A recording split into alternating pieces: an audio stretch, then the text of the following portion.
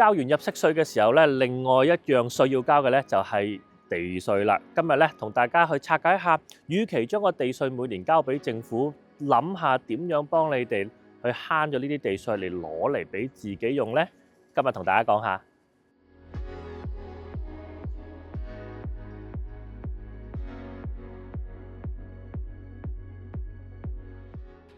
咁地稅計劃咧係有兩個 program 嘅，首先同大家去講解一下邊兩個 program 同埋究竟你哋符唔符合資格先。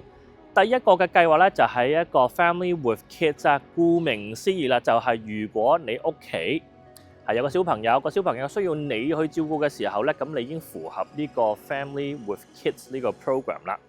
另外一個 program 咧就係我哋叫做 Regular Program。Regular Program 嘅意思咧就係如果你係55歲以上啦，或者你係喪偶，或如果你係有殘疾嘅話咧，都可以申請呢個 program 嘅喎。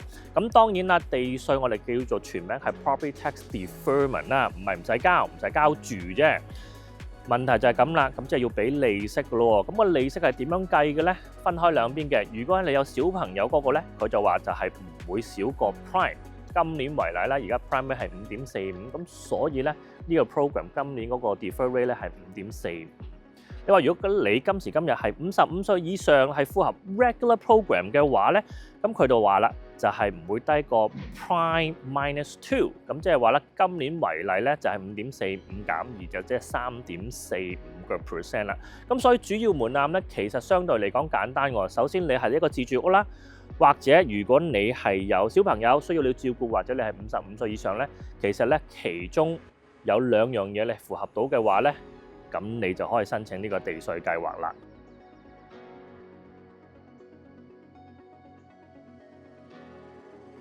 咁假設你係符合兩個 program 嘅其中一個嘅時候咧，問題就出現啦。咁究竟筆錢攞嚟點用咧？去做啲乜嘢咧？咁當然啦，普遍嚟講有幾大類型啦。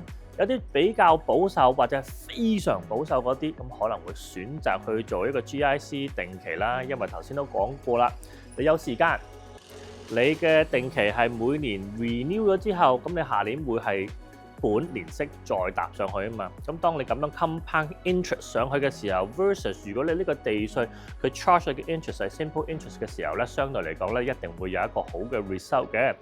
咁有啲朋友啦，可能會選擇做其他嘢，係例如乜嘢咧？我覺得有多餘錢喎，我可能想擺去一啲嘅投資戶口度投資啦。因為都係嗰句，如果可能我去有呢個 program，假設係有小朋友個 program，基本上我又係19至到23年嘅年期嘅時候，如果買啲穩陣少少嘅基金投資，基本上咧你個 return 一定會係多過佢呢個 simple interest 啦，甚至乎一定係會多過你嘅 GIC 嘅。